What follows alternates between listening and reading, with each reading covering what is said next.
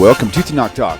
I'm your host, William Hall, broadcasting live from Kingston, Texas, USA, with another episode of Rabbi Tovia Singer's Let's Get Biblical Q&A, live from Israel and from Texas. Welcome back, Rabbi. Thank you. Very good, very good, very good.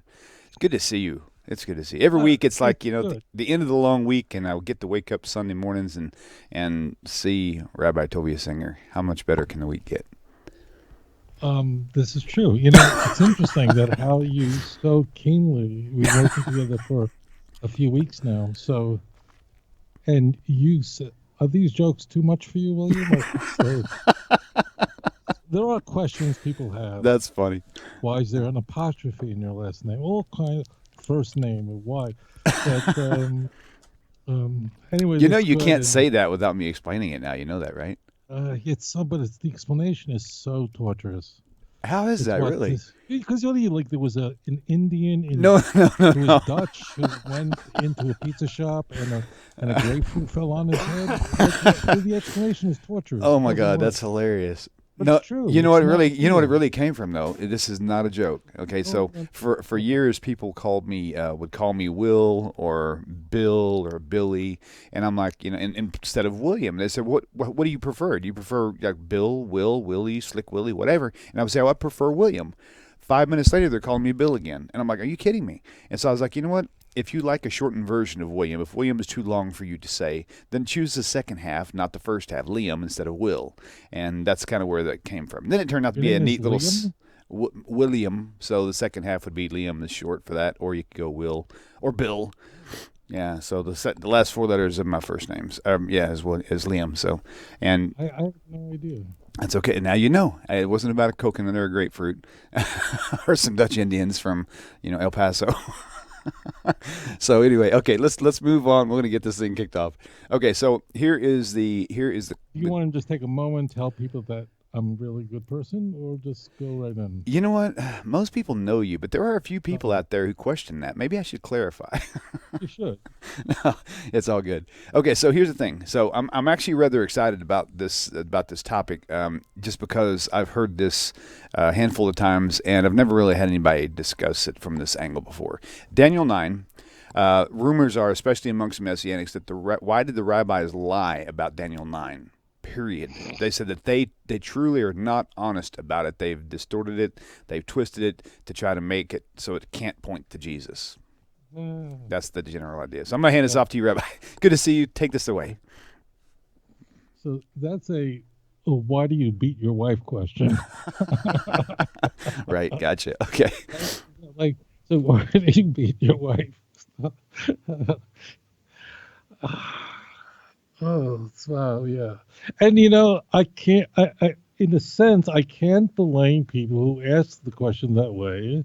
And the reason I don't get insulted is that if I was exposed to this type of Christian literature that you find in the canonical works of the church, I would hate me too, and I would think these things of me as well.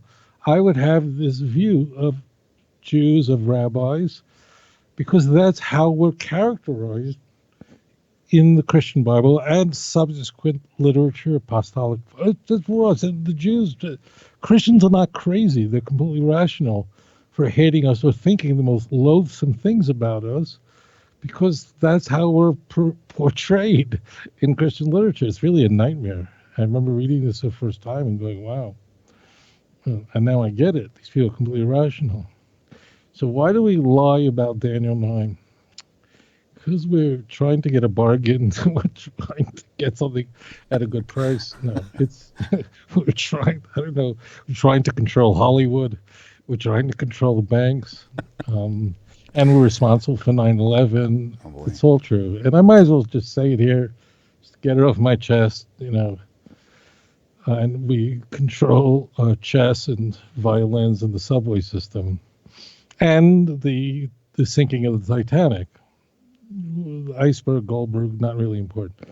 All right, so let's talk about the 9th chapter of the book of Daniel. Christians insist that this is a prophecy that tells us precisely the date and time of when the Messiah is supposed to be killed.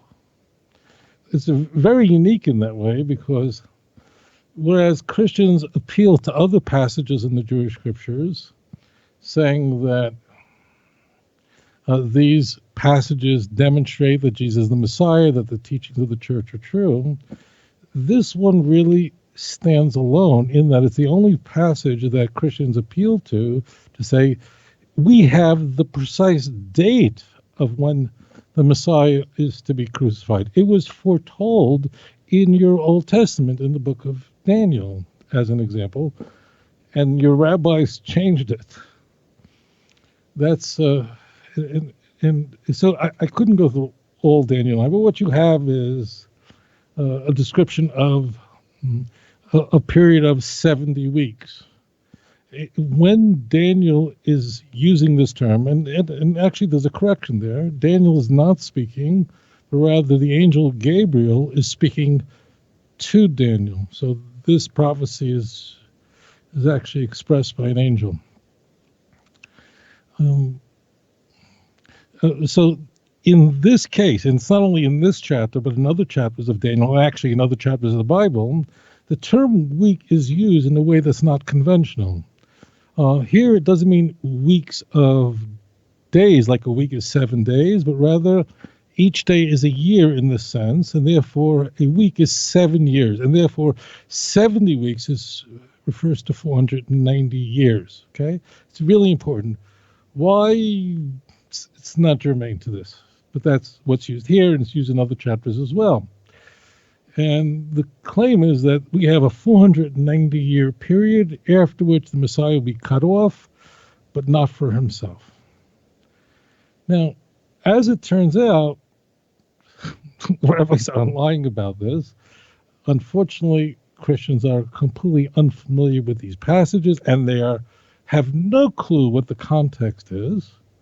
So I need to provide you with a little bit of history. Just the history of the destruction of the first temple and the Babylonian exile. Just a few little pieces you need to know. Nebuchadnezzar, who was the king of Babylon, the first, he came to power 19 years prior to the destruction of the first temple. Prior to the destruction of the first temple, 19 years earlier, Nebuchadnezzar, who was, I think they call him Nebuchadnezzar or whatever, same person. He comes to power 19 years before the destruction of the first temple. He almost immediately will go into Jerusalem the following year, and not just Jerusalem, but other areas, and seek to seize control of it, because now Eretz Yisrael is now in the hands of the great empire. And that occurs a year later, which means that Jerusalem was seized and subjugated 18 years prior to the destruction of the first temple. You need to know that. We think of the destruction of the first temple as Babylonians come in, destroy the temple, and all the Jews are expelled to Babylon, and a few go down to Egypt.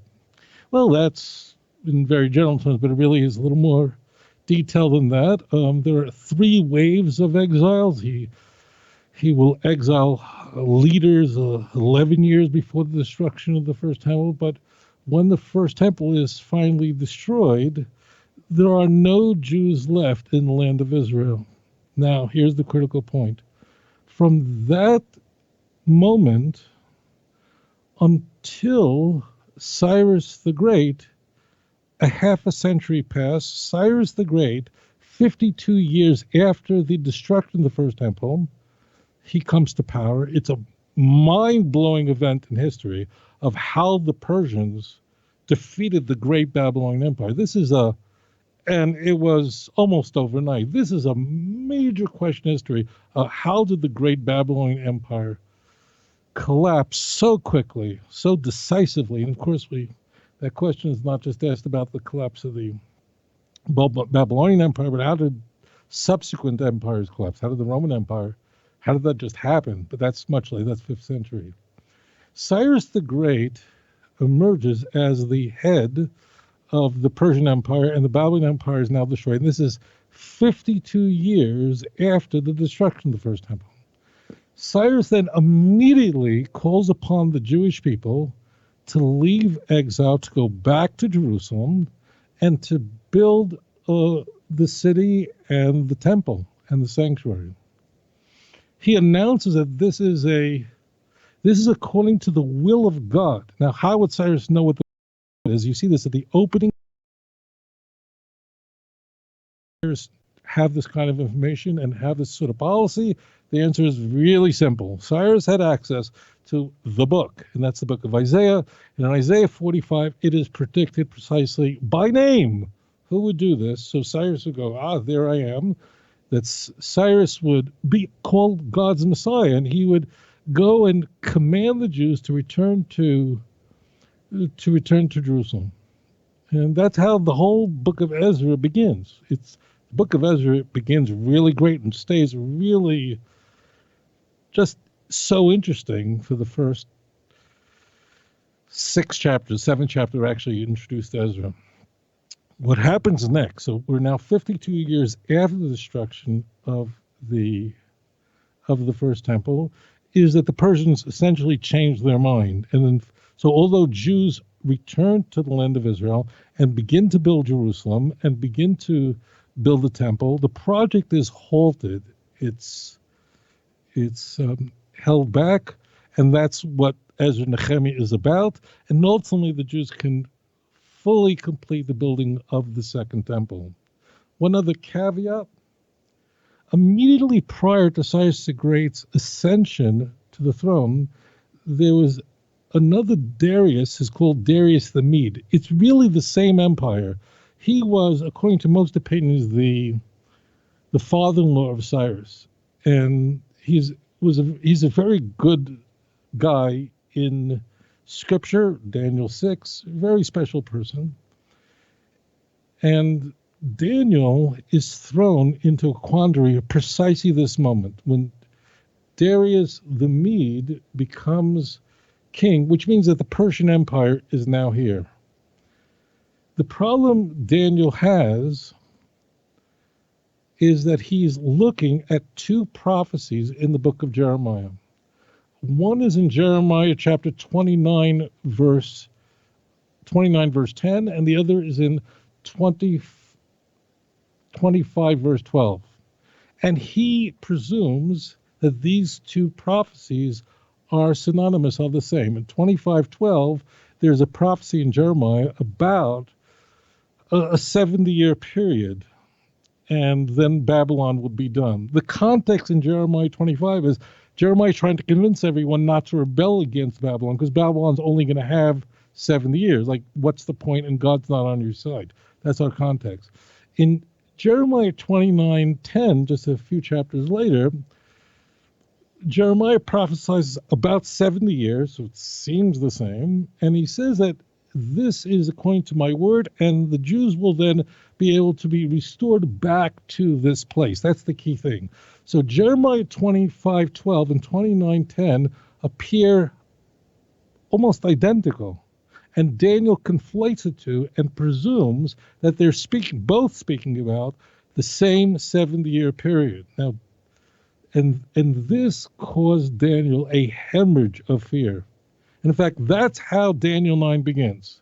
And it opens up by saying, in the first year of Darius the Mede, as opposed to Darius, the second, the later Darius, who would give the order to actually finish building it up, because Darius is not their real name.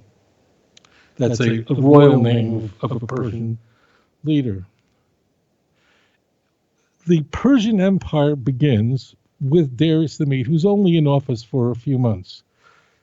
But that's when it begins, and something doesn't happen.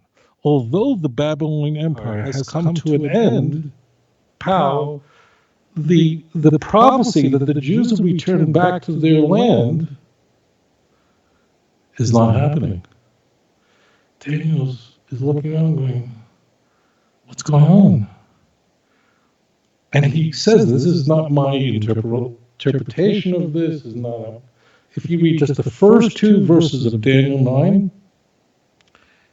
Daniel describes in the first verse about his anguish as he is trying to understand the calculations of Jeremiah. And he's beside himself. He goes into passage upon passage, and this is a prayer. All the way through, he's asking God, why did this happen? And his fear is that the Babylonian exile, which was supposed to be 70 years, might have been extended. How much? 7 times. So instead of the exile being 70 years, God might have, because of our sins, extended the exile to 490 years, 7 times that. Daniel get that idea? Why would Daniel be petrified of that outcome? There's one verse in the Torah that would cause Daniel to think this, and this is Leviticus 26, verse 18.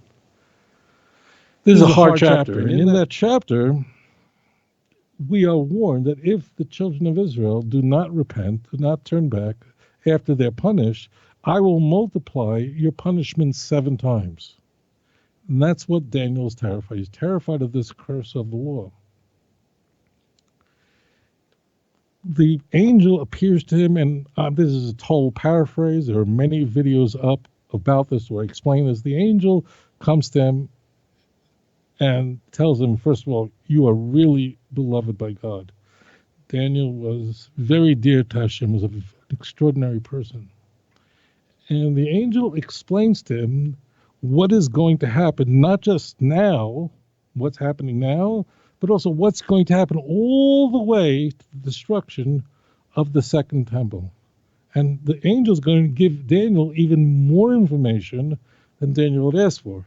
Daniel just wants to know when is the temple going to be built, because it's 70 years old, and was it, heaven forbid, delayed according to the law of Moses? Daniel makes references in his prayer. Rather, the angel explains to Daniel, describes to Daniel history in the way that prophecy is. It's often about history that hadn't happened yet. And the angel brings into view a period of 490 years. I'll explain the end right now. The Babylonian exile was 70 years. The second temple stood for 420 years, and there's your 490-year period. And the angel describes the period of 490 years into 3 segments. Really 4 in a sense. I'll explain why. So the angel says, okay, let's go back here. From the destruction of the first temple, Yerushalayim, because that's when the word begins. The word here, the term word, is being used here in an unconventional sense. It's not being used to say like word here means a word of prophecy. Jeremiah, in this case, it's Jeremiah's word of prophecy. So from the going forth of the word, of the emergence of the word, which means from the beginning of this process, when does this process begin? It begins in the destruction of the first temple until an anointed one, a prince, and a Mashiach, Nagid, will be 7 weeks. What happens then is, and that's 49 years, and it's immediately after 49 years that Cyrus the Great emerges and becomes king. So the Hebrew is V'seda V'saskel min moitadav l'hosh livnes Yerushalayim ad Mashiach Nagid Shavuim Shiva. And that means that from the going forth of the word, remember that's the word of Jeremiah, from the destruction of the first temple until the restoration of Jerusalem would be 7 weeks, let's say half a century. And as it turns out, Cyrus emerges immediately after that and gives the command to rebuild Jerusalem. Where Daniel's mistake is, he thought that the time to start counting for the return of the Jews to Jerusalem was not from the destruction of the first temple, but from the subjugation of Jerusalem 18 years prior. Remember what I said earlier, that 18 years prior to the destruction of the first temple, Jerusalem was subjugated by Nebuchadnezzar, by the Babylonians, almost immediately after he became king. So Daniel assumed that if the beginning time, the starting point, is when Babylon subjugated Jerusalem, and now we're 52 years after the destruction of the first temple, I mean, 70 years have passed. So prophecy number 1 of Jeremiah 25:12 came out perfectly. Babylon's gone. That's why it begins with an introduction to Darius the Mede. But the other part 2 in Daniel's 9 didn't happen. The Jews didn't return. That's what's so troubling to him. Now, the text continues to describe what will happen for a subsequent V'shvum Shishim Ushnayim, and for 62 weeks, Toshuv, it'll be returned, V'nivasa, rebuilt, Rechai V'chorotz, Uvitzok Ha'itim, and in street and moats, the city of Jerusalem will be built, but Uvitzok Ha'itim, in troubled times. And that's very much characterizes the Second Temple period. It was a time when we had a temple, and we would eventually have Herod's temple, which was amazing, but there was never a moment of peace. It wasn't like the first temple, where there was both really peaceful times and very difficult times. But there was a lot of both. In the Second Temple, it was just crisis after crisis with no let up. And so this is what the angel Gabriel came to convey. So there are a number of periods here from the destruction of the first temple until Cyrus the Great. I'm putting those words in. You have 7 weeks have to pass, which means 49 years. And Cyrus emerges after those 49 years, 52 years later. And then 434 years, because that's 62 weeks, it'll be rebuilt street and moat. And then it goes back and revisits that last week of prior to the destruction of the second temple. And right down the middle of that last week, the last 7 years, therefore from 63 to 70, those who came to destroy the temple will break every promise they had made.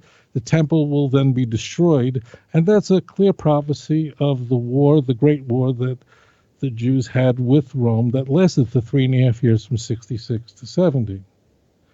Now, as it turns out, these verses are never quoted in the Christian Bible. Never. And the reason is because no one in the first century, no Christian, ever thought of misusing this text in the way that they have. But subsequently, I did the forensics on this. I wanted to know, like, who invented this, who came up with this idea of conflating two, because if you read this in a King James Bible, the text reads, we're just going to go to verse 25 in a King James. So the King James conflates the two periods because the King James is not interested in two anointed ones, one that comes after 7 weeks and one that comes after a subsequent 62 weeks. They're not interested in that, because if you do that, then who are the two anointed ones, and then it can't be the Messiah.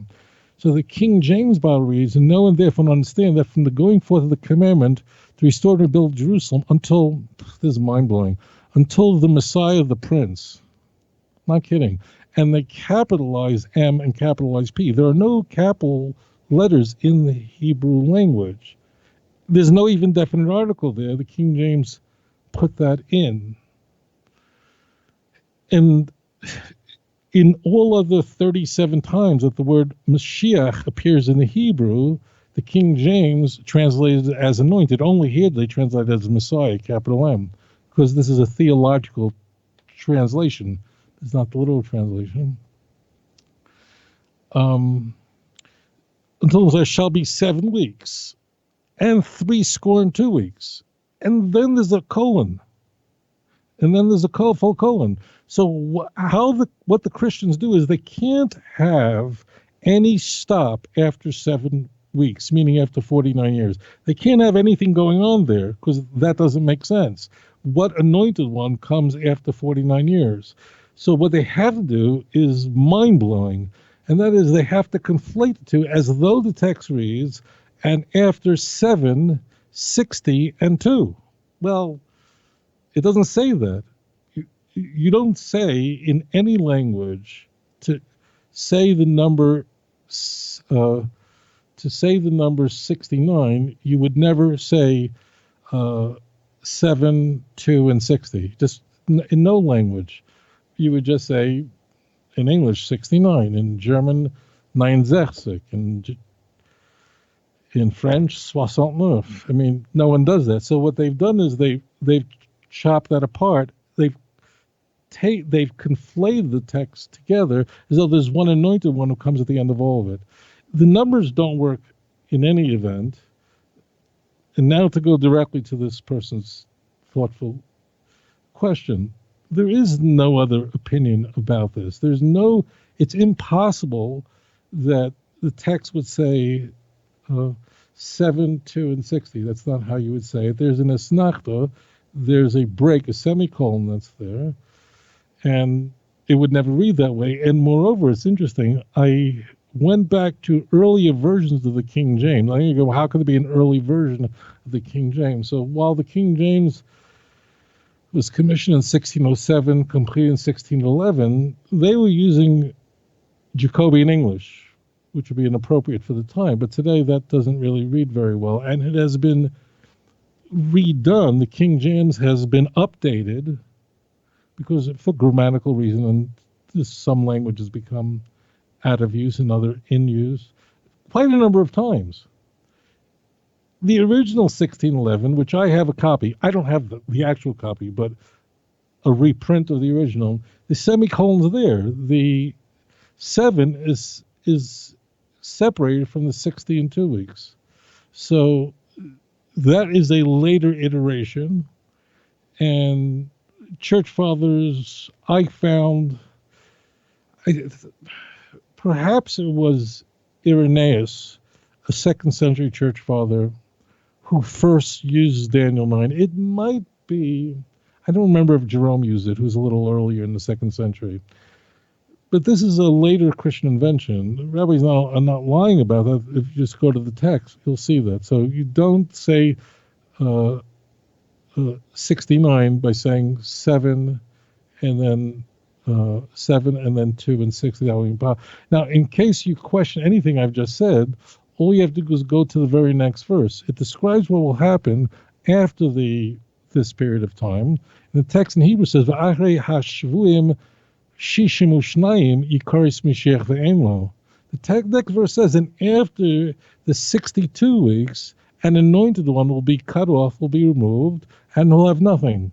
That's a description of the priest at the end of this whole period, because they're gone. The entire temple is shut down, and the operations are shut down, and then it's totally destroyed during the war in Yerushalayim.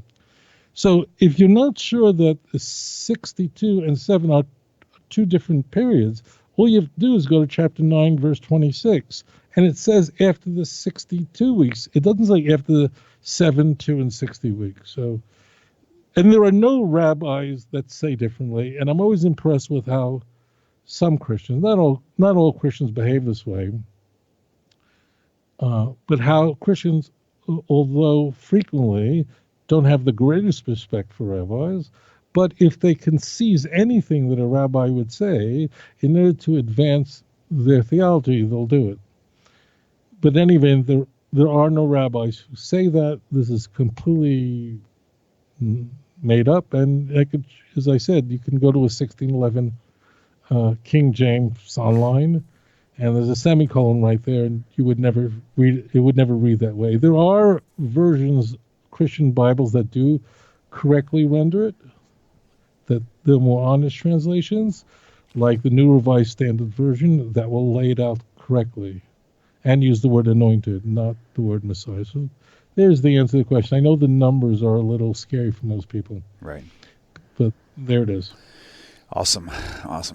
It's amazing. The thing that blows my mind the most, Rabbi, about this, there's so many people out there who, when you ask them what is the most powerful, most obvious thing that points to Jesus for you, I've had so many of them point to Daniel 9. I'm like, how can that be? Because it's not even mentioned anywhere in the New Testament at all. So how could that be? You would have to believe that all the authors of the New Testament were aware of a prophecy that foretells the exact date when the Messiah would be executed, and no one in the Christian Bible thought that was important enough to raise and point out that there's a prophecy of when the Messiah would be executed. It's nowhere, and the reason it's nowhere is because they didn't think this one up yet. Right. They didn't come up with this deal yet. This is a later Christian iteration, and you can see its development, how the church fathers try to make sense out of all this, but they have to conflate the 7 and 62 years into one period of 69 years, and this is manifestly false, right. And it's transparent that it's false, because if it was supposed to be 69 years and just using a weird way to say 69, then the next verse would not begin with after the 62 weeks. It would say after the 69 weeks. There's the smoking gun. Right. So this is why after 62 weeks. So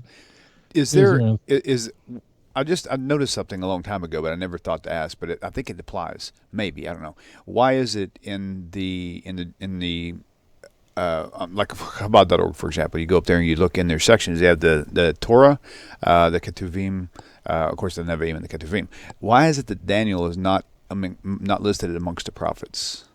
Oh, that's a very good question. So, because the nature of the book of Daniel is one where we don't have an oracular prophet. Okay, a fancy word. Okay. It means you never have Daniel running around with the Jews saying you have to behave this way or behave that way, as Isaiah is doing everywhere. As Jeremiah, it's all he's doing. As Ezekiel, that's all he's doing. Rather, like other texts of the Ketuvim, we are given wisdom and knowledge and a record of the lives, in this case, the life of Daniel. And then we are to learn so much from that. We are to learn from their lives. But we don't have Daniel preaching to the Jews. I have news for everybody. There are almost no other Jews in the whole book of Daniel. Daniel is a book with almost all Gentiles. I know the people go, oh, this book is all Jews. Well, it turns out the book of Daniel only has Daniel. And you have, in the beginning of the book of Daniel, Hananiah, Mishael, and Azariah, his companions, and they are off the stage only within a few chapters. They're gone. In the rest of the book of Daniel, they're just no Jews. So therefore, the book of Daniel is studied. It's called the writings. It's studied in a different way. And as we learn from Daniel's life, and we learn from how he lived his life, how for us to get it back. I want to add one point here. Sure. Because the people go, oh, what's the difference? Well, this is everything. Why do we have this three-part separation Tanakh? So there's a reason undergirding Tanakh, the law of Moses, the Nevi'im, the prophets, and the Ketuvim, the writings. What does that even mean, writing? So there's an undergirth of how this works. It's not just some neat way of organizing stuff. The Torah means the teaching. It's the law of Moses. The prophets are there to show you how you messed up. That's what they're there for. All of that is there to tell you how you can just blow it all. And that's why it's painful sometimes to read the prophets. But the prophets are using history, Jewish history, to show you what we did terribly wrong and what couldn't go wrong, therefore, in your life as a follower of the God of Abraham, Isaac, and Jacob. Got that?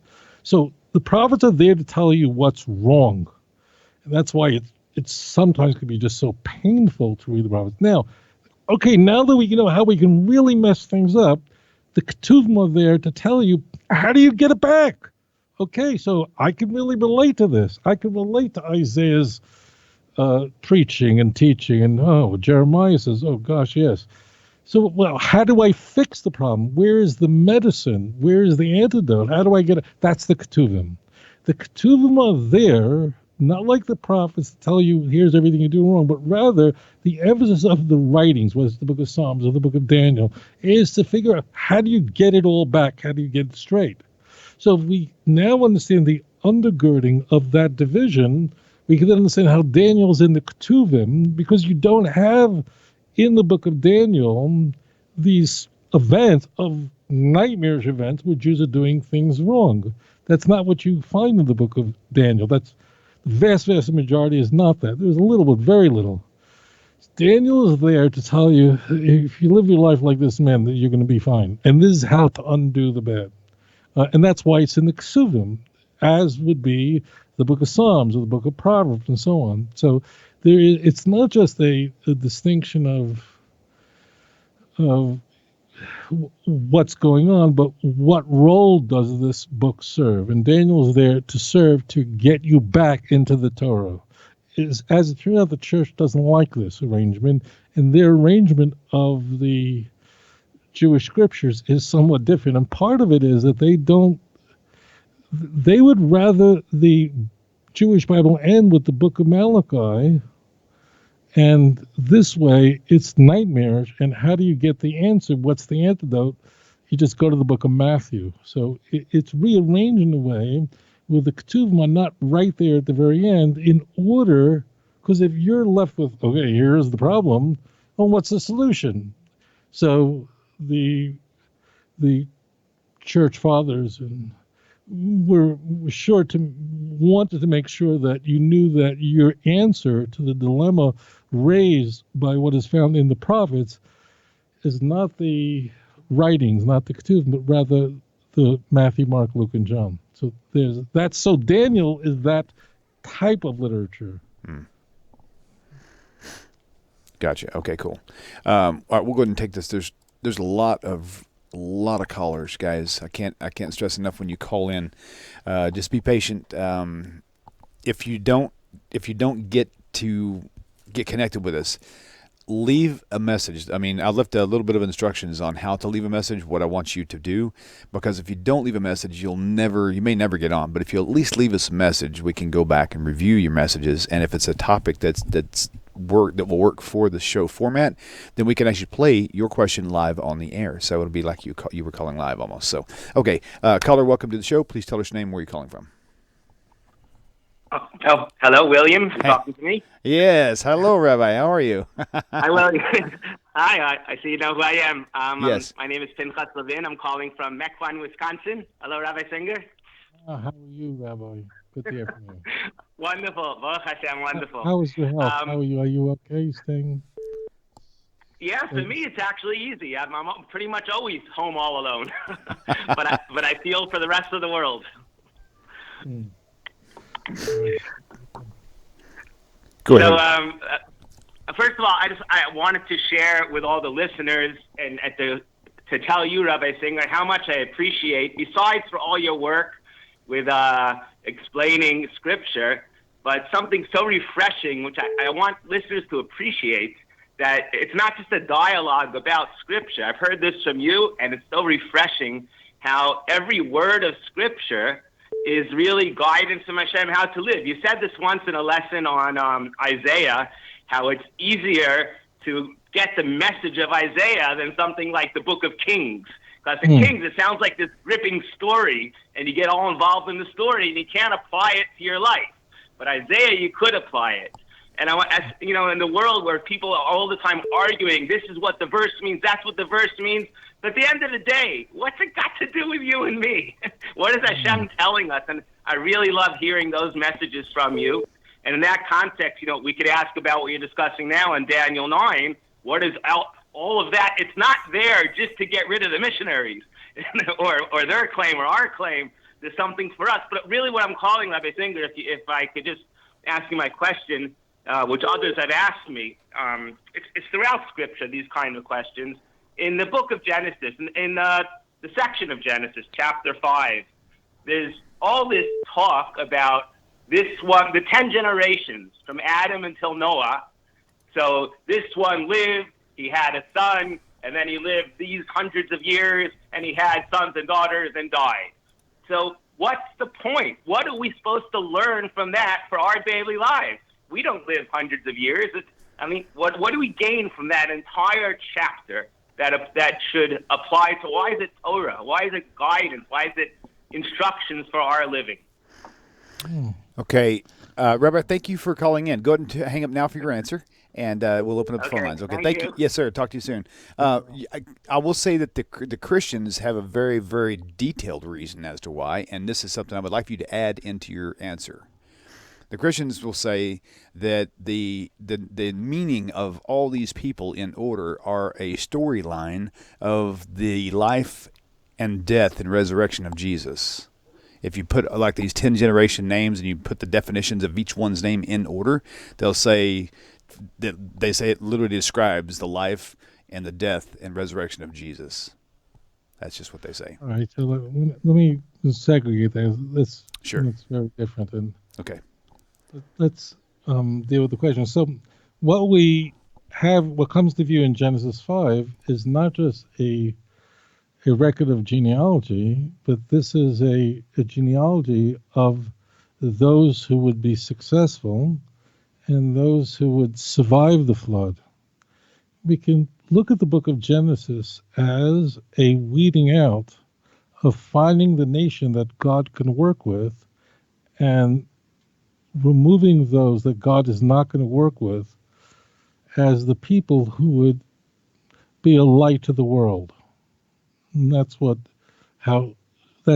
Genesis 5 lays out for us. And then we are told immediately that this is the generations of Adam, and that God created him in his image. And it's interesting, in the second passage, we're told that Adam is Zachar and Nekeva, meaning that it's male and female, which means that Chava, Eve, was also Adam, was also humanity. It's interesting that this is one of the only places in Genesis where Adam is actually called Adam. He's almost always called Adam, the man. What I think is also very important is how are we created in the image of God? And that would go into the next passage. In the next passage, we're told that when Adam had a son whose name was, let me just see over here.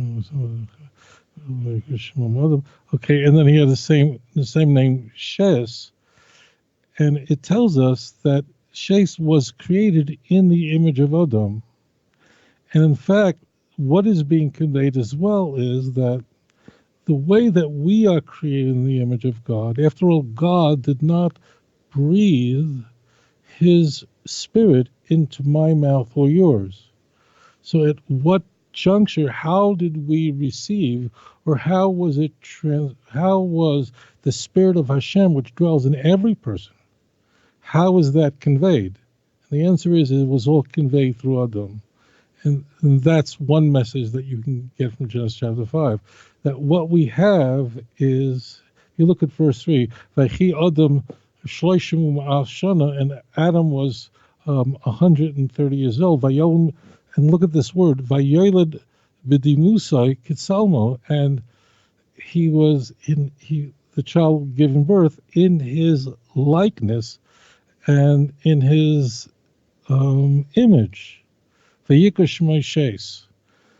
So what is interesting is that we could see from here, as an example, that the way we have our neshama and are created the way we are is we are part of a core of humanity that inherited, that is heir to the spirit of Hashem that dwells in us directly from Adam. What a contrast that is with Christianity. In the Christian view, man is born dead, sinful, and destined to hell. And man is a wretched totally depraved creature who's incapable of successfully achieving salvation by following the ways of God. And therefore, by setting up mankind in such a way, you then need something else, something external to come in to save man who's born drowning. Augustine referred to this. He's perfect for this. So Augustine, Bishop of Hippo, 5th, 6th century, very important Latin church father, he calls this realism. Realism means that the original sin is every human being was contained in Adam and was therefore condemned because we were all there. The sin of Adam by being present in Adam. It's a very important theology that would become core central to church thinking. Genesis chapter 5 is devoted to discrediting that claim, that man was created in the image of God, and it's the image of God that is then transferred to future generations. And in fact, the default is that man is born good, he's created in Tzalon, and we have so many people in Tanakh who are such successful individuals. Frequently in Tanakh, I can see that we are introduced to many problems and mistakes that people make, and we're to learn from them. But as it turns out, we have so many great people. The prophets themselves were the greatest men and women that ever lived. So what is conveyed in Genesis 5 is that we are all created in the image of God. How? That's a really good thing. How? Through Odom. And incidentally, if the interference is the precise opposite, man is born in the image of God. We all have that soul. We're wired to Hashem. And in order for us to sin, that would require an external force that would tempt us away from service of God in order that we would have free will. The natural default baseline of a man is to do what's good, unless the person is mentally ill. Person wants to do what is good in the eyes of Hashem. But there's an inclination that Hashem put in the world that seduces man. This inclination doesn't come, I'm here, but hides behind the door. It's not my own word, but sin hiding behind the door is Genesis chapter 4, verse 6 and 7. You are the object of his desire, straight out of the text, and you can master over him. It's just the exact opposite. So often we hear that the difference between Judaism and Christianity is that Christianity thinks that the Messiah has already come. We think he is going to come. Well, that might be the least of our differences. The most is the nature of man. Is man born, every person born, in the image of Adam Harishon, and therefore have the image of God seared into his being? Or is he born drowning and destined to hell and wants nothing good, a misquote in Romans chapter 3, and therefore you need Jesus? Because the whole point of all this is to get you to need Jesus. Well, why do I need this? You go to the Eskimo, why do I need to buy snow? Well, here's the reason. So that's the main gist. And thank you for your question. All right. Very cool. All right, we'll move on to the next caller. Caller, you are live on the air. Please tell us your name and where you're calling from. Salam, this is Muni from Atlanta. Welcome to the show. How are you? Good, how are you guys? Great. What's the question for Rabbi? Yeah, my question for Rabbi was that, in the Tanakh, as you have mentioned, a lot of the prophecies of the Messianic age are spread throughout, different books. But, of course, all of them were not revealed, at the same time. So as different prophets were coming, there were, more information that was coming regarding the Messiah or the Messianic age. So my question is, were there, different expectations in different ages? And this kind of stems from one of the books that I was reading by Raymond Brown, where he kind of gives this idea that, before the 8th century BC, there was, the Psalms, which had a certain idea of what the Messiah would be or the Messianic age. Then from 8th to the Babylonian exile, and then from there onwards till the New Testament time. Of course, that's a Christian perspective. So I wanted to get like your perspective on what that is like, in all these different, I guess, eras. That's a really great question. Thank you. Okay, thank you for your call. I appreciate it. Go ahead and hang up now. You can tune in for your answer. Rabbi, before you get going with this, I forgot to do something at the very beginning of the show, and it would definitely be an error on my not to do so. I wanted to say thank you out there for Matthew Seitz. This show today is sponsored by him. He's actually in the viewing audience today. Matthew, thank you, brother. I really appreciate you. And more sponsors have been coming through, and we'll hit those one show at a time. Rabbi, go ahead and take it away. Yeah. So Professor Raymond Brown of Union Theological Seminary, I think he was the most brilliant Christian scholar of in the English-speaking world in the second half of the 20th century. He's really quite the genius, and he's also an ordained priest. He lived in a couple of worlds, but he was a very, very smart guy. So as it turns out, let's go to the question and let's make this easy. Let's not make this complicated. So there are different epochs, but what does that mean? So I want to unpack this because I love this question. Why do we find that in the Torah there's only allusions to Mashiach? It's not explicit. You certainly can see it there. A reference to the end of days at the end of the book of Genesis as Jacob is speaking, but it's not clear. It's sort of veiled in what's going on here. And then at a certain juncture, and I love what you said about the book of Psalms, and of course you're going to remember that, why do we suddenly have an explosion of information about Mashiach and the Messianic age at that juncture? Why not in the book of Joshua? Okay, got that? That's a really great question, and that's one of the questions I wait years for. So let's think about this. As it turns out, something had to happen in order to have prophecies about the Messiah. Something critical had to change dramatically, and the recipe for changing that is in the Torah. So it means it can't be a new thing, but something the Jews would have to do something, and that could trigger, okay, now we can talk about Mashiach. Okay, this is really good, and I like the way I'm teaching this because it's coming out nicely. Okay, so let's do this here good. So there are in the Torah allusions to the end of days, but it's not inference, and it's strong enough, but it's sort of veiled, and you got to work it out. What is Shiloh? But it's not easy. It doesn't just blast out at you. And then we really don't have in Joshua, Judges, where's the references to Mashiach? You could say it's not that kind of work, but Judges at the end is really, really, really, really delicious. So, all right. So the Jews had to do something. They had to follow instructions in the Torah and trigger something where you can now have an anointed king. And I basically gave away the answer. What had to be triggered was the Jews had to choose to have a king. We are told in the Torah already that if the Jews want to have a king, they go, you should put upon yourself a king. The Jews should be allowed to have a human king. Okay? Torah gives us that option.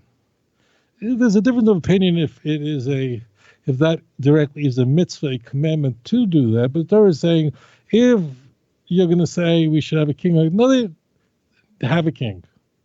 But there ain't no king. Now, what is Mashiach? I think you're tasting with this. Tanakh is so delicious. And it's so just beautiful. It's not just three-dimensional. It's just gushing with light. It's so beautiful. It's so perfect. It's so delicious. Mili Malyusa. So what happens is the Jews have to do something in order to trigger a period, an epoch, where there could be a Mashiach. And that is to say, we want a king. And not only that, it's something odd. They had to say we want a king like the other nations. And then put it, why do you do that? Like the other nations. And that sounds like a really lousy reason to want a king. We would like a king like the other nations. I mean, you can see why Samuel would recoil at hearing that. It's so good. It's so, Tanakh is like, just taste the words. It's like something, there's nothing more beautiful. You all figured it out because I've made this so transparent. So the Bnei Yisrael, the children of Israel, had to say that we want a human being who would be a king, and we figured out that we're really in a lot of trouble. And the system that was prior to the kings was one of judges. The word judge there in the book of Judges does not mean a judge in a conventional sense. The person might be a judge, but the point is it was a leader who was had limited power. And by the end of the book of Judges, we see, wow, what happens when you don't have a central core leader that has enormous power and is acting on behalf of God in the way that pleases Hashem. So he's not just a political, but he's also a spiritual leader. That's really what the book of Judges is there for. It's like, look what can happen. Wow, that's a nightmare. Actually, the years that cover the book of Judges were pretty good. It has to like sift through them to find nightmare situations. How did the book of Judges end? You know, it ends famously that every person just did what was right in their own eyes. Well, that's how the whole book of Judges ends. And then we go to Samuel. And what's Samuel all about? It's about the last judge, who is also the greatest prophet of his time, is then goes to anoint a king. And then you have David, who emerges out of everything. And David, who in 2 Samuel chapter 7, makes a request from the prophet Nathan that he should build a temple. He should be able to build the Beis Hamikdash, first temple. The prophet didn't have prophecy, but he thought it was a really brilliant idea and said, you should go for it. Then God said, no, he can't do it. His son will build his house in my name. And then we have the Davidic covenant. So as soon as we're introduced to David HaMelech, this is an extraordinary person, towering personality and character. Not perfect, makes mistakes, but he finds his way back to God. That's what makes him so. That's why he's mentioned in Tanakh more frequently than anyone else. Oh, the Jews chose a king. They triggered a Davidic covenant. Now we can talk about Mashiach. And this is the reason, my friends, why, listen up, why the behavior of the Jews is so deeply rooted in when Mashiach will come. Why does Isaiah 59 verse 19 and 20 exist? These passages that wil'Liam go with Yaakov, and to Zion will come a redeemer to those who repent in Jacob. And therefore the repentance of the Jewish people triggers the coming of the Mashiach. Because we started the whole thing, meaning we said we want a king. Oh, you want a king? Let me tell you how this whole thing ends. Now, here's the little part that's open I didn't fill on yet, and I'd love to just fill it up with delicious chocolate. How odd that the Jews say, let us have a king like the other nations. Let me just give you the inside scoop on this. We're not supposed to behave like the other nations. Tanakh has the main character, and that's the children of Israel. And that main character is everywhere. And Tanakh does not get into other nations without the main character there, the Bnei Yisrael, the children of Israel. They don't have chapters in the Bible going, let's just take a look at the Canaanites. We learn about the Canaanites because how it relates to the children of Israel. That's it. So when the Jews say we want a king like the other nations, what does that mean? Are we doing good or are we in big trouble? The answer is really in trouble. Because baked into that is you're not doing okay. Having a king who is going to be spiritual and a political leader is an antidote to a major problem. As you want to be like the other nations, then who is going to appoint the king? It's not going to be Joe Schmo. He's not going to be the president or prime minister of New Zealand. No, it's going to be the prophet has to anoint the king. And in that case, Samuel did anoint Shaul and so on. So, you want to have a king.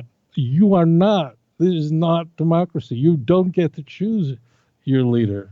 Why not? Because you said you want to be like the other nations. You are in big trouble.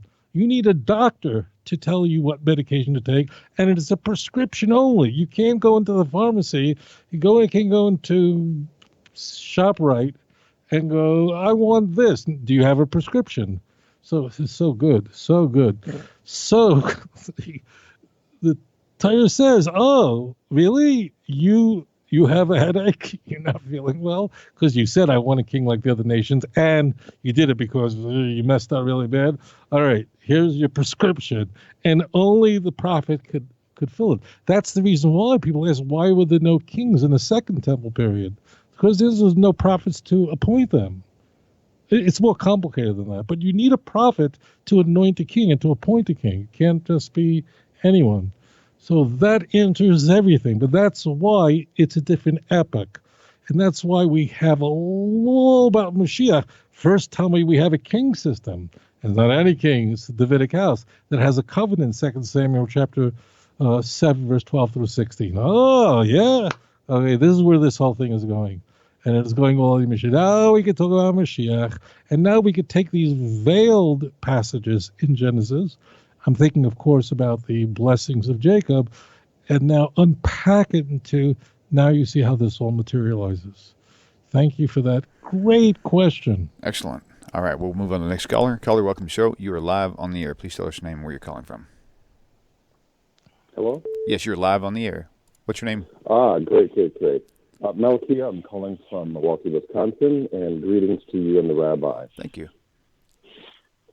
My question is regarding Daniel. Seems like this is pretty much a Daniel day. Okay, sure. Daniel, the 10th chapter, and beginning at the 12th verse, going all the way through. But there's just a couple of very important verses, and it's all important, right?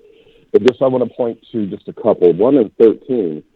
10 and 13 states, Gabriel's having a conversation with Daniel, and he says, hey, in what chapter? I day, apologize. Did you say chapter 10, verse 13? Daniel 10, yes. Okay. Daniel 10, verse, actually starting at 12, but really verse 13 is where I want to emphasize the first part of my question, which is, as the rabbi knows, Gabriel is telling Daniel that from the first day, or first moment, or first time that when you began to pray and fast, your voice was heard, right?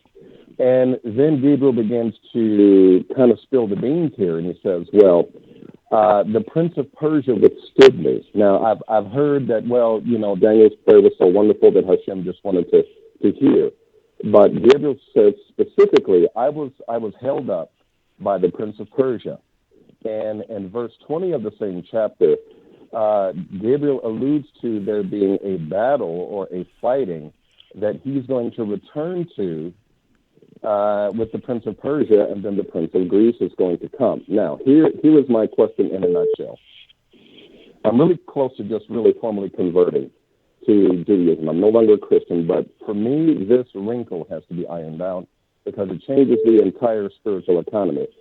If Hasatan is really just an underling under Hashem, right, then, of course, all of his little soldiers should be also following suit. But if not, then you have some sort of spiritual battle taking place, right, which does allude to there being some truth behind there being spiritual warfare, which to me changes the whole scope of things because I don't think Judaism, at least as far as I know, really embraces that full concept head on. So my question is this: if Hasatan is working or under the control of Hashem, how can you have these other spirits waging warfare with Gabriel and with Michael? May I interrupt you just for a moment, because this may solve a problem, and because I don't want to not answer your question. Where is Satan mentioned in this chapter? Well, you're right. He is not. But wow, the general feeling my or sweet thought brother, is, just for a moment. First of all, stay with me. Don't go. So you're right. So Satan is not mentioned in this chapter. The Prince of Persia is an angel assigned to defending Persia, whatever that means, but it's not Satan. We do, I would think if I were you, I would be very interested in Chronicles 21 and all sorts of places where we do have Satan, like the book of Job, but not here, because here we don't have Satan. So why go there? I mean, why think that Satan has completely independent agency rather than subjugation to God when that's not even under discussion? You pick the exact chapter where there's no Satan. True. I love you, and bro. what you're mentioning is That's it. Let me tell you this. Listen to me, my dear brother. Hashem should strengthen you, really. Right now, the world is in a, and thank you for calling. You can hang up, but thank you. The world is in a very bad matzav, a difficult situation. And we all have to practice social distancing. But I pray that when this nightmare is over and you do come to Jerusalem, that I get a hug. I would be so fortunate to meet you. So thank you. So as it turns out, so every nation in the world is given an angel, a sire that watches over. Klal Yisrael doesn't operate that way. The Almighty Himself, His own hand is over the nation of Israel, much more so than for other nations. And these, let's say, this angel acts like an attorney in a, let's say you're an American court. So an attorney is advocating for his client, but the attorney has to act if he's doing his job and he's an ethical person. He has to operate within the rules of the judge, right? Okay, so that's exactly what's happening here. You have the judge, and although these angels that represent the interests of nations are given a job and they carry out that job, they're very much akin to a lawyer in an American courtroom. The lawyer has to work within principles, and the judge could tell the lawyer, be quiet, and he can call him to the bench and say, that can't be, that can't. And the same thing for the prosecutor. The prosecutor, he has his job, but the judge could override him, right? So they're told what to do, is how to do it, but they have to act within the confines of the court. And that's very much what's happening in this case, but it's in a spiritual realm, and therefore we can understand it as far as HaKadosh Baruch Hu. It's not that He can let us. This is in a metaphysical world. So Tanakh wants us to know there's really a spiritual entity going on, and this is the best way you can understand it. But we're not in the spiritual world. We're here in a physical world now. So this is the way Tanakh illustrates it. As it turns out, Daniel, HaKadosh Baruch Hu, who's a very holy man, he was able to see things that others weren't. He was able to see these figures, and even prophets who were standing by his side didn't see it. He was on a very, very high level, and Daniel was really only one of two people in history that knew when the Mashiach was going to come. So the answer is Satan is not there. I'll just say this, I hope he won't. Please don't be angry at me. No one should be angry. I'm just speaking from my heart. I know you want it straight. So it's very, you live in I'm in America. I mean, I live in Eretz Yisrael, but I was raised in America. So culturally, I'm very much an American. So if you're raised in the Christian world, even when you live it and quit smoking and you didn't want another cigarette again, the smoke still adheres to it. Just the stench is there. You need to know that about Christianity. It's such a powerful force of darkness that it leaves over a latent fragrance that's grotesque and is everything that opposes God. And I couldn't illustrate this better than seeing the power of what Christianity did to Europeans and made them think in a way that today in Europe, the majority, certainly in Western Europe, the majority of people are not religious. The majority of people in England don't believe in God. The majority of people in Italy, I don't think the majority of them believe in God. I don't know. It's not high. God is, but it's interesting that the Christian views and the worldview of the church has somehow transcended the belief system.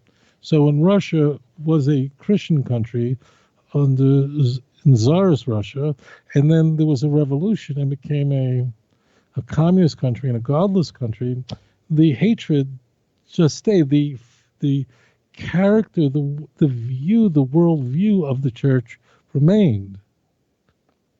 So that's why Yeshayahu, Isaiah of blessed memory, says, wash yourself off, touch nothing unclean. And it's precisely this. It's in a sense a little dangerous for the ex-Christian, because the person who was once a Christian, it's hard to, once a person repents of that, it's hard to segregate of what precisely is holy and from Tanakh, and what is an artifact of an old way of thinking.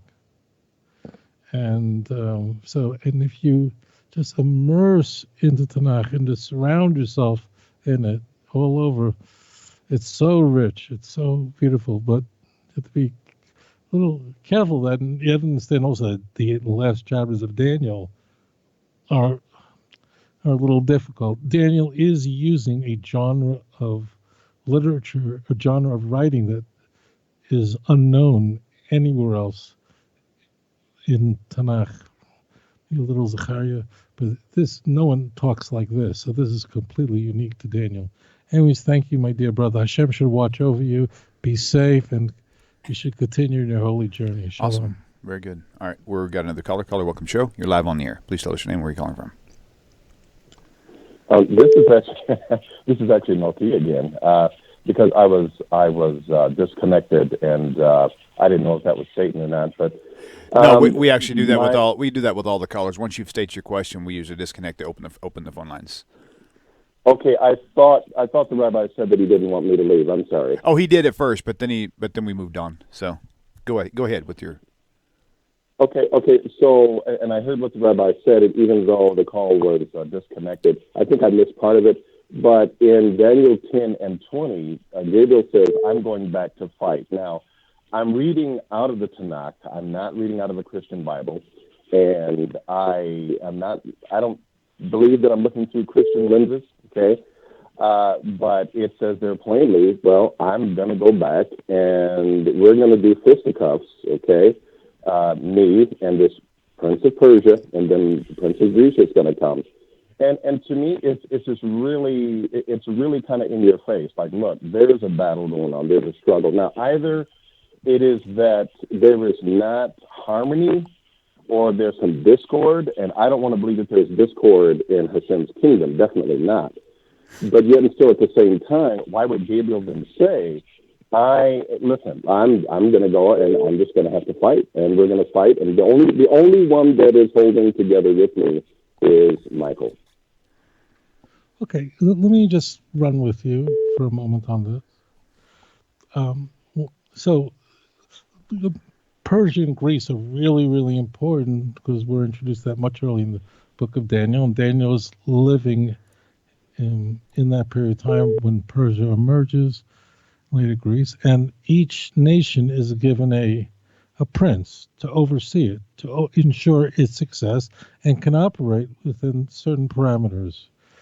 And then HaKadosh Baruch Hu assigns angels like Gabriel, like Michael, to guard over the children of Israel in that clash. My question is, why Satan? Why take it to Satan? I didn't get that. Well, I actually, since you mentioned, you said, well, Satan's not there, and right, so I guess you could say that I'm kind of readdressing and saying, okay, fine, Satan's not there. I give you that high five, okay? But yet and still at the same time, again, Gabriel is saying, look, I'm talking to you, Daniel. Okay, now after I leave you, I'm going back, and we're going to do the whole fisticuffs thing with the angel here, the Prince of Persia. And then, of course, Michael, who is your prince, he's going to come and he's going to help. So that's all I'm really focusing on here. If you don't mind, let me jump in here. So for me, the question I'm gathering from this whole thing, even from the beginning, was if it wasn't Satan, then who is Gabriel fighting with, and why do they have power over the angels? You could style it that way, because either that or there's discord in Hashem's kingdom, and of course there isn't. All right, so that would then be the question. So what? Okay, let's go ahead and free why up. Not? I want to free up the phone lines, so go ahead and hang up now, and we'll go ahead and take this next caller. Okay. Okay, thanks. All right. Okay, thanks. Okay, bye. All right, Rabbi, go ahead. Oh, shoot, sorry. Go ahead. Means, why not go to passages in Tanakh that are clearly talking about Satan, and then find out what exactly is their agents, their power that they have, and what are the limitations they have. Now, just to be clear, the Christian view of Satan is that Satan not only has independent agency, but Satan is an enemy of God. Once a great angel, the highest of all, but Satan then fell because of his own pride. Okay, so I think we have to go, what is Satan in the Christian view? And ultimately, Satan is destroyed, as described in, I'll just say, Revelation 13. Okay? So that dualism, that there are truly independent agents, and one is acting out of hatred for God and rebelling against God, that can't be, and it isn't. And we could see that when Satan approaches God, he certainly makes a case and advocates for Job's advocates against Job. He's not acting for Job, but acting as a prosecutor of Job. So Satan, we could see, has that mandate from God. That's why he's coming to God and presenting us with this Ben Noach, who was really a very good man. So he really is advocating for something. The question is, what sort of agency does he have? Is he independent? And is he at war with God? Okay, so that has to be set up. It means those are the choices versus Satan was created in order to prosecute, seduce, and man under the guidelines that Hashem gave Satan. And this is outlined where we see sin is introduced to us in the beginning of the book of Genesis. So we need to set this up. It's very clear that Satan is advocating for something. There are not that many passages in the entire Tanakh where Satan is mentioned.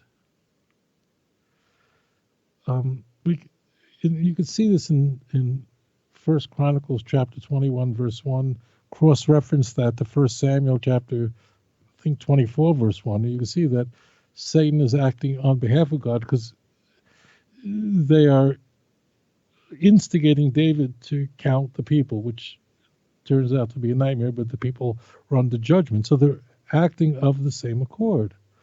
So is it clear in Tanakh that Satan is subordinate to God and does the will of God, although has a mandate to seduce man and into sin? And the answer is yeah. And there's no example, chas v'chalila, that there's any angel that can act defiantly against God. That can't be. Now, you could have, I only picked the courtroom, it's just easy to understand that.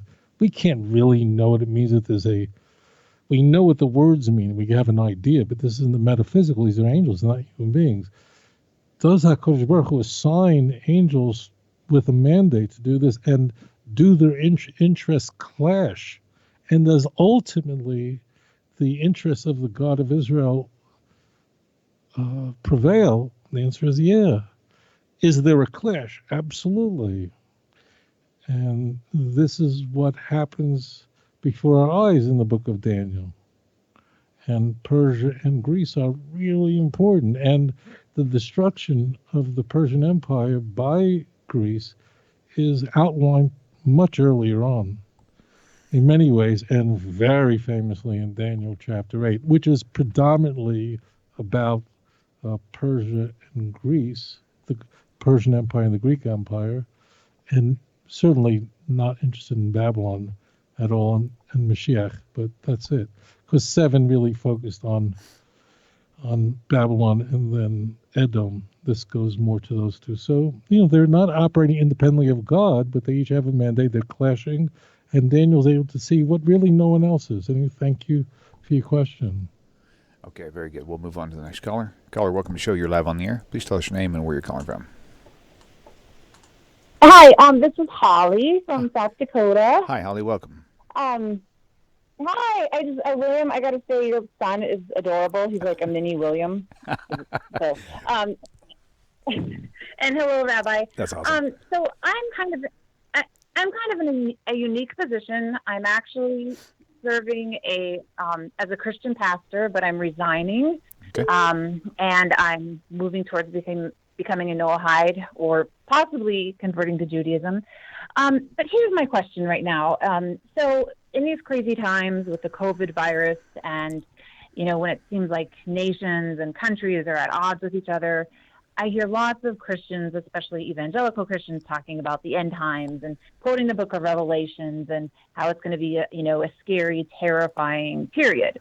And when I read Revelations and look at the context, I know it was written by John, not the Apostle John, but a different John, and he quotes a lot from the Hebrew prophets. So I would love to hear your perspective on what would be a Jewish response to the book of Revelation, because there's so much fear right now, and I know so many Christians who are kind of terrified that the end is coming and that they might not be saved. So how can you contrast that with the very peaceful idea of the Messianic era, when you'll wake up one morning and you'll see your dead grandmother walking down the street? Thank you very much for calling. Thank you, Holly. Very good. And don't hang up on her yet. Oh, stay on the line with us, please. Just for a few. Yeah, just a little bit. Okay.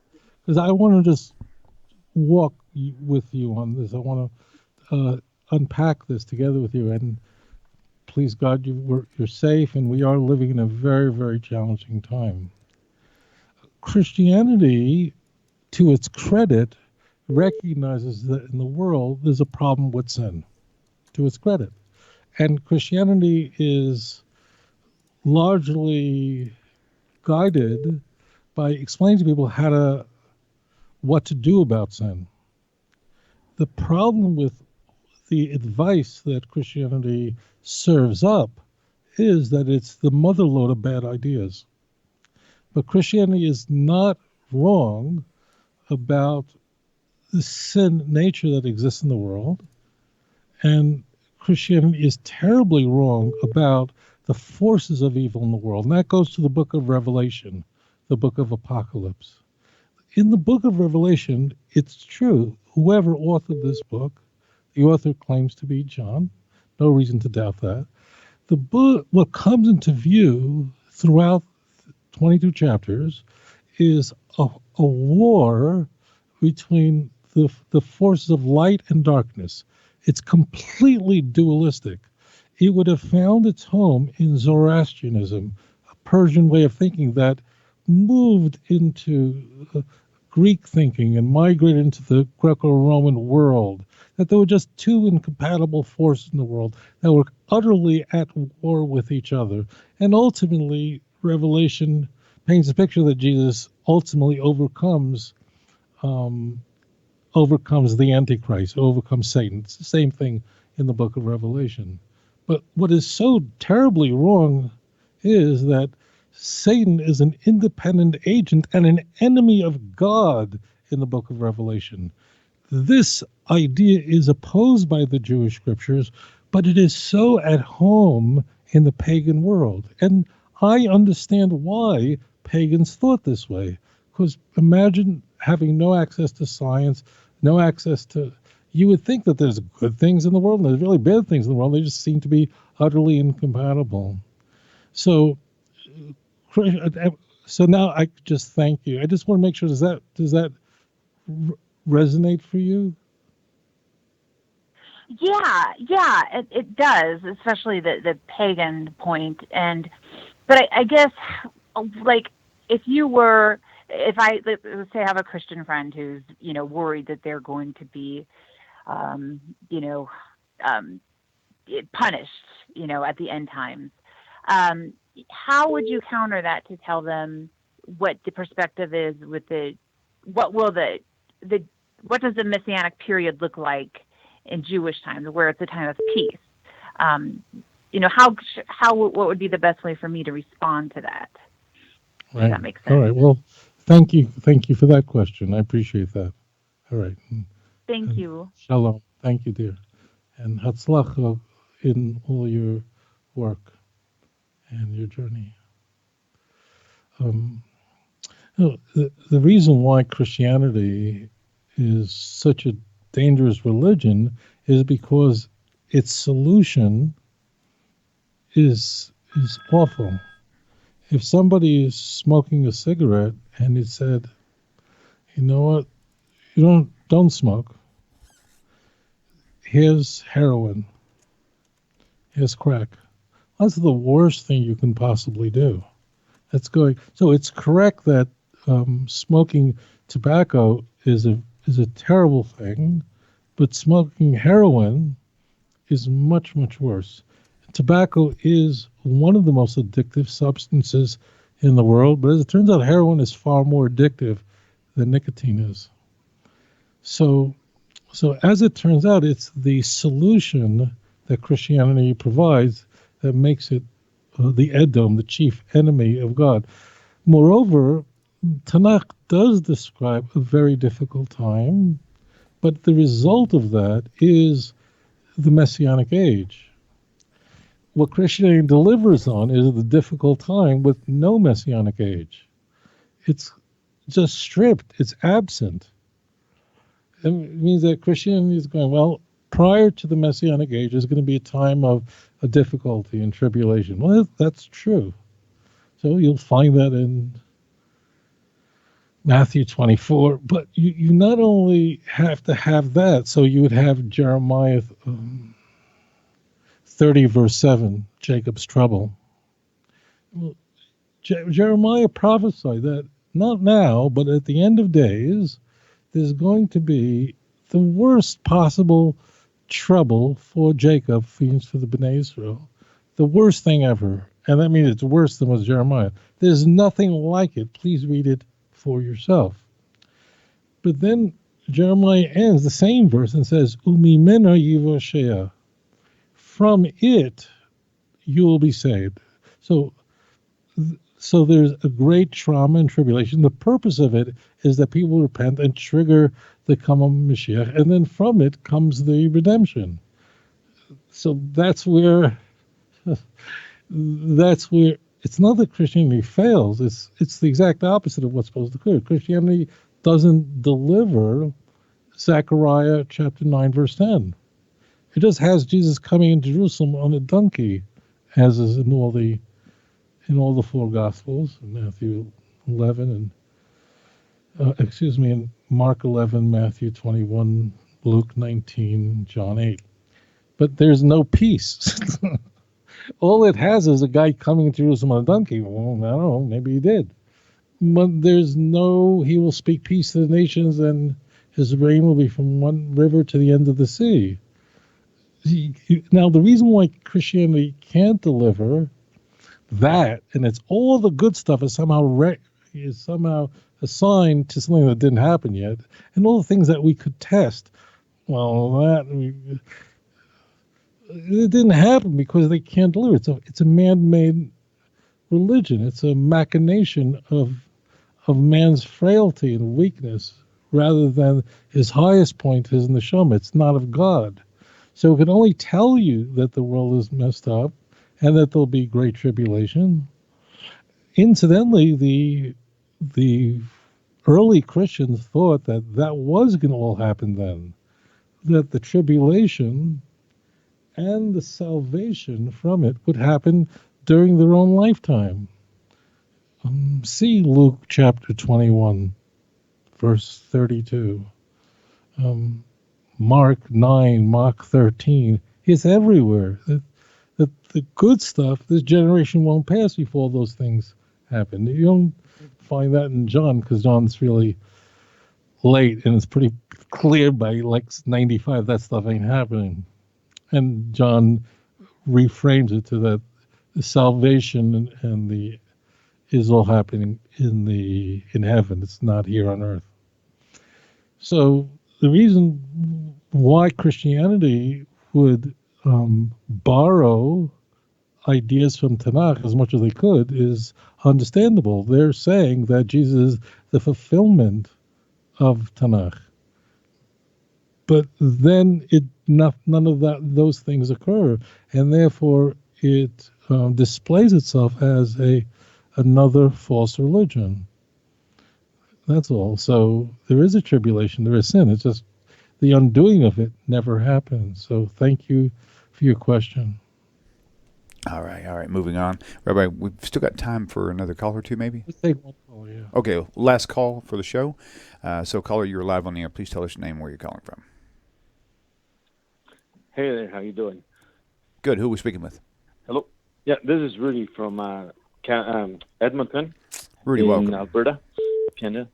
So I have a question and a comment. This it kind of ties in with everything that's going on today.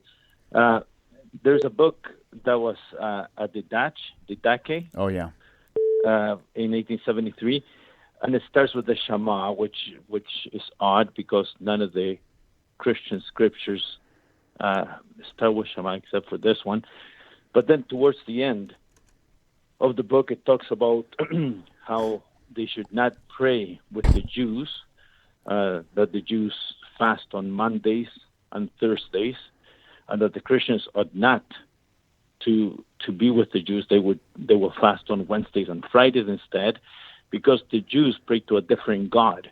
As a matter of fact, they states that the God that the Jews pray to is not the same God that the Christians pray to, because the Christians pray to Jesus, meaning that's their God, not the Jewish God.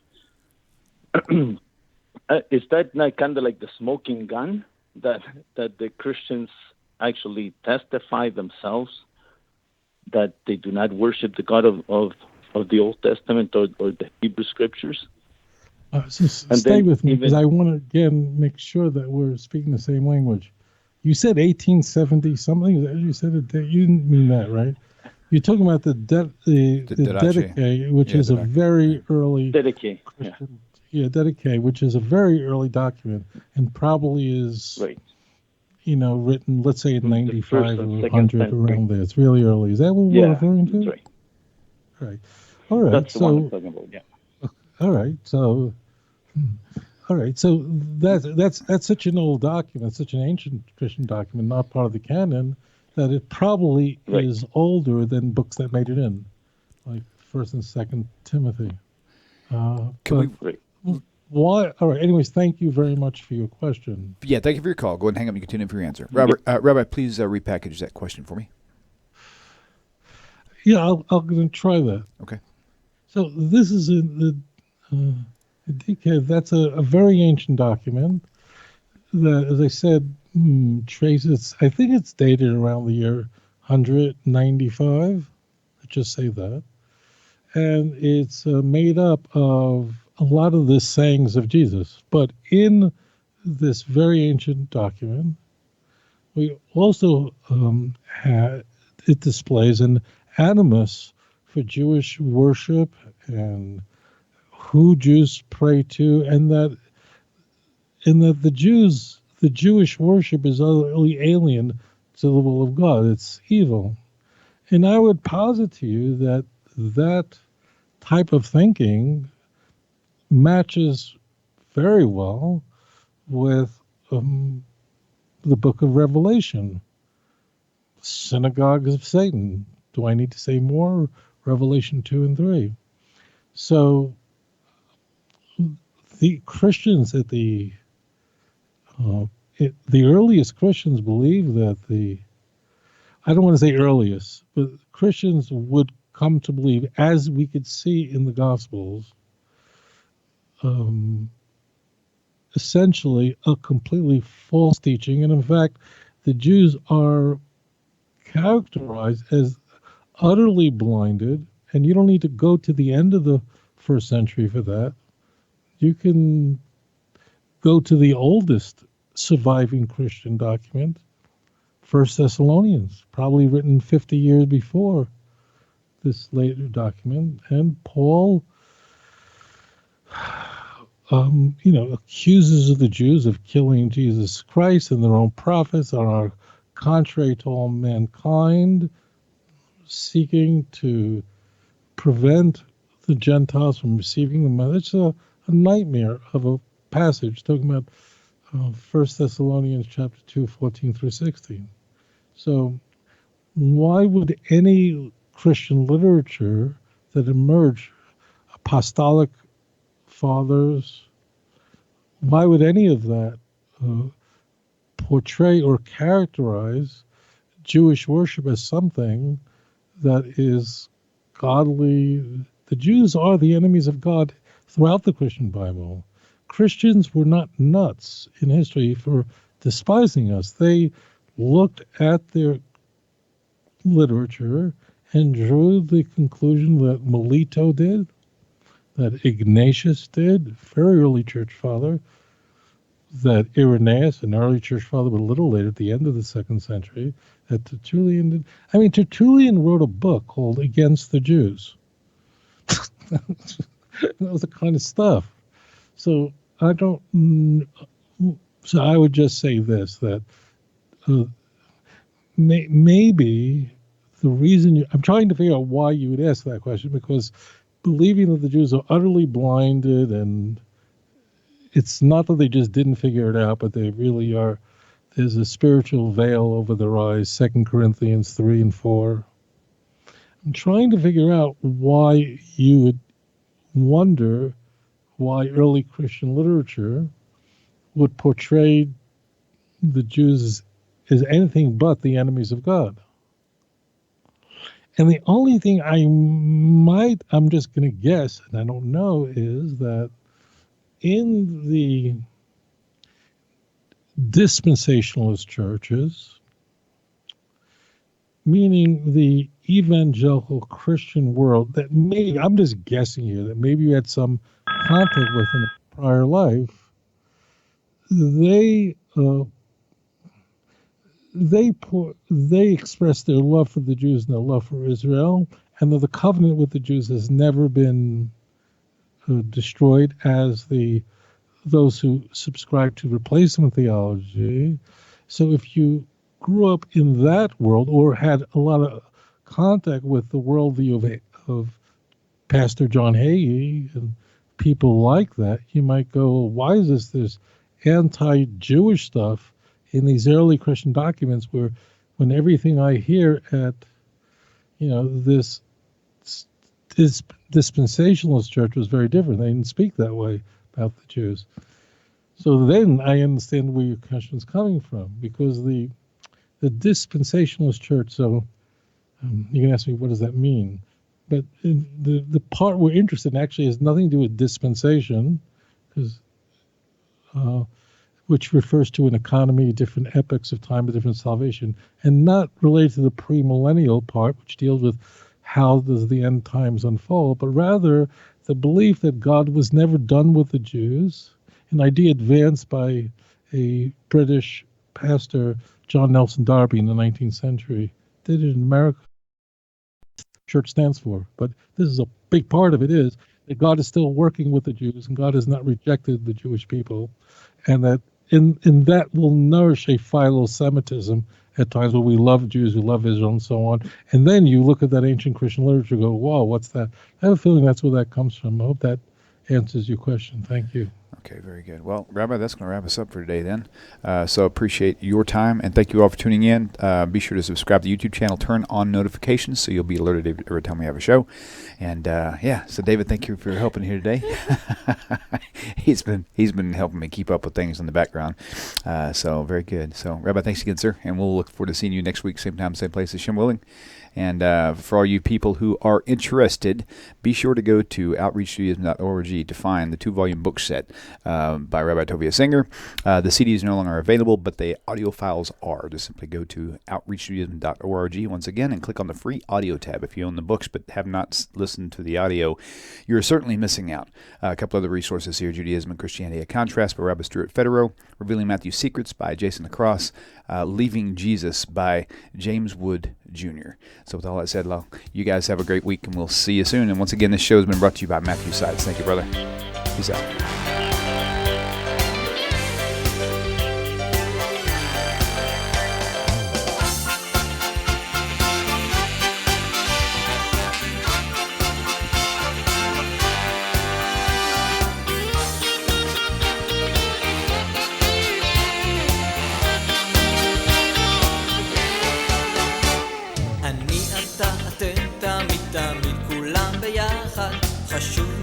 חשוב והכרחי להיות ביחד.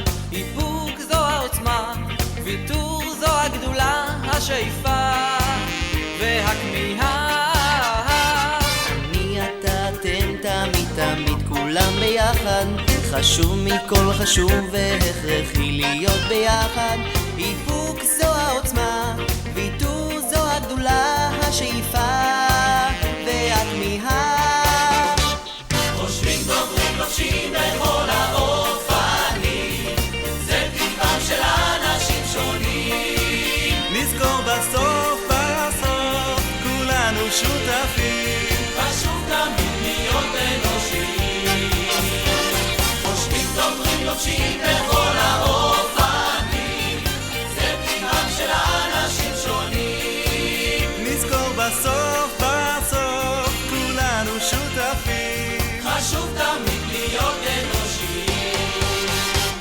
אני אתה, אתם תמיד, כולם ביחד. חשוב מכל חשוב